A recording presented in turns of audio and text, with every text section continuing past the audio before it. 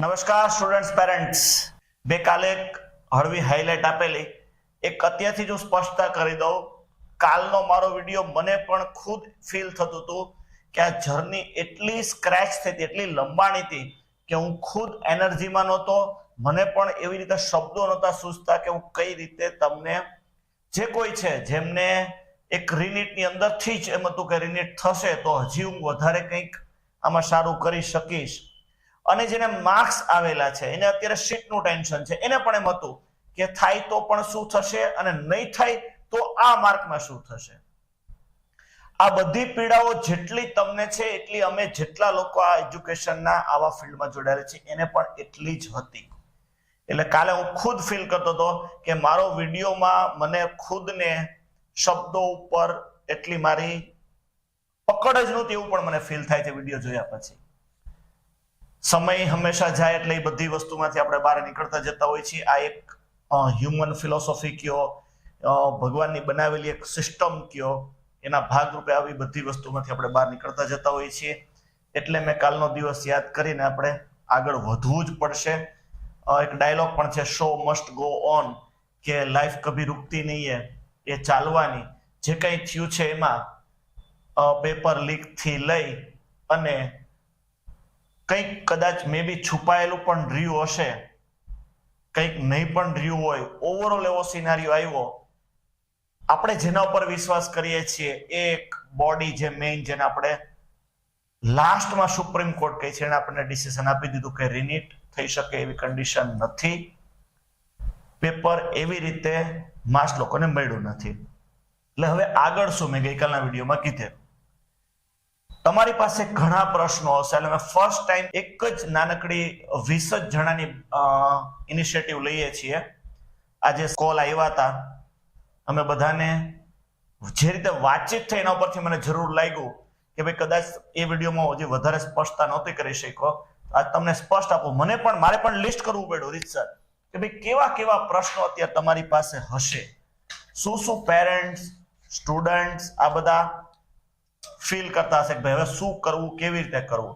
તો એ મેં આખું એક લિસ્ટ બનાવ્યું, એના ઉપર બરાબર રિસર્ચ પણ કર્યું, અને મારો જે સેમિનાર આવશે પહેલો એ જોઈને અમે આગળ પછી નક્કી કરશું કે હજી પણ પેરેન્ટ્સને શું જરૂરિયાત હોઈ શકે, એમાં કેવા પ્રશ્નો આવે છે, એના ઉપર હું આગળ પણ આવા સેમિનાર કરવાનું અત્યારે મેન્ટલી પ્રિપેર્ડ છું, માનસિક રીતે હું તૈયાર છું. પણ એ સેમિનાર થઈ ગયા પછી બધું ડિસાઈડ કરશું.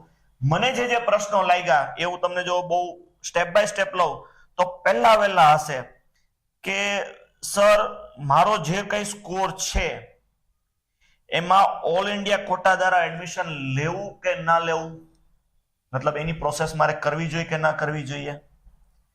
આ જેની પાસે પ્લસ આવા જે 2-3 પ્રશ્નો એવા છે કે સર કયા કયા ડોક્યુમેન્ટ કાઉન્સેલિંગ શરૂ થયા પહેલા મારે જરૂર પડશે. વિડીયો ઘણા છે છતાં આપણને ક્યાંક ને ક્યાંક ડાઉટ હોય કે હજી વધારે આપણને જ્યાં ટ્રસ્ટ આવે છે, આપણને જ્યાં વિશ્વાસ આવે છે, આપણે જેને ફોલો કરીએ છીએ કે જેની પાસેથી આપણને પ્રોપર ગાઈડન્સ મળે છે એને આપણે પૂછવું જોઈએ એવું આપણને હોય જ. કારણ કે આ તમારું એક મેઇન આગળની લાઈફનું અત્યારે તમને દિશા નક્કી થઈ રહી છે. તો 2 પ્રશ્નો મેં કીધા જ કે એઆઈક્યુ દ્વારા ઓલ ઇન્ડિયા કોટામાં શું કરવું જોઈએ, કાઉન્સેલિંગ શરૂ થયા પહેલા કયા કયા ડોક્યુમેન્ટની જરૂર પડે. આનાથી આગળનો પ્રશ્ન હોય છે ઘણા જે સિટીમાં વધારે પેરેન્ટ્સને હોય છે કે સર કઈ કોલેજની વિઝિટ કરીને, એના માટે જ લોકો મને સતત સર કટ ઓફ શું રહેશે પૂછતા હોય છે. યસ, તમે તમારી નિયર બાય કોલેજોની વિઝિટ તમારે કરવી જોઈએ. આવા બધા જે કઈ પ્રશ્નો છે હું અત્યારે એક સાથે પ્રશ્નો જ તમને કહું છું. સેલ્ફ ફાઇનાન્સ કોલેજના મેનેજમેન્ટ કોટામાં એડમિશન મળે તો ઇન્કમ ઓછી હોય તો કઈ સ્કોલરશિપ મળે, MYSY, કન્યા કેળવણી, ST વાળાને જે ફ્રીશિપ કાર્ડ મળે છે. પ્રશ્નો આવા બધા તમારી પાસે કેટેગરી પ્રમાણે પણ હશે. આનાથી હજી આગળ એબ્રોડ જવું કે ન જવું તો કયા કયા કન્ટ્રીમાં ટોપ લેવલે કઈ કોલેજ છે, યુનિવર્સિટી છે, શું ત્યાં એટમોસ્ફિયર છે, કેવી રીતનું ત્યાં મળી શકે એમ છે એડમિશન. આગળ MBBS સિવાયના કયા કોર્સ, જો તમને અત્યારથી તમારા માર્ક્સ એવા લાગતા હોય તો MBBS સિવાયની પણ તમારે કદાચ રીનીટનો માઇન્ડસેટ નથી કે ઓલરેડી તમે એક વખત નીટ આપી અને પાછી આ વર્ષે રીનીટ આપેલી અને હવે તમે એવી પરિસ્થિતિમાં અત્યારે છો કે કદાચ MBBS સીટ ન મળે. અત્યારે આપણી પાસે MBBS ની ટોટલ સીટ 1,09,170 છે આજની ડેટ સુધી. તમે અમારી intetsys.com ની વેબસાઇટ ઉપરથી પણ આ ડેટા વ્યૂ કરી શકશો દરેક સ્ટેટની 2 કોલેજ સુધી. આમાં પણ અમે થોડું નાનું એક પેડ બધું રાખશું એ એટલા માટે કે આ બધું જ કંઈ અમે રિસર્ચ કરીએ છીએ, ડેટા કલેક્શન કરીએ છીએ, એનું જે કંઈ બેઝિક કોસ્ટ છે NGO ની જેમ એવા જ અમે નાના નાના પોકેટ્સ આમાં રાખશું.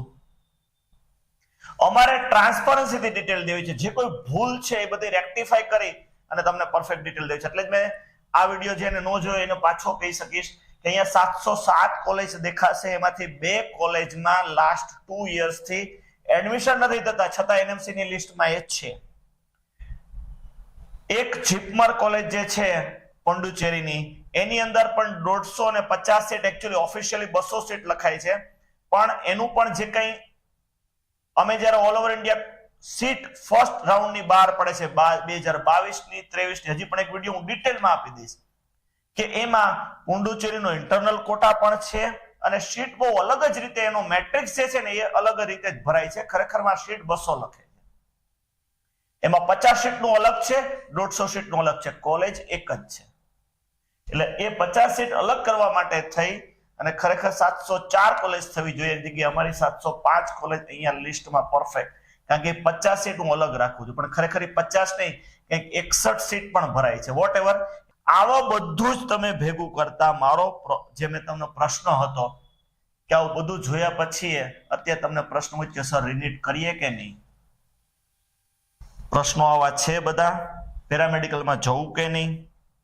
જો તમારા ફેમિલીમાં પણ કોઈ હજી આવા કેટલા કોટા છે ઇન્ડિયામાં ECIS હેઠળ આવતા હોય તો એની પણ ઇન્ડિયામાં 2 કે 3 કોલેજમાં તો એના માટે સ્પેશિયલ કોલેજો છે, એમાં કેવી રીતે એડમિશન લેવું.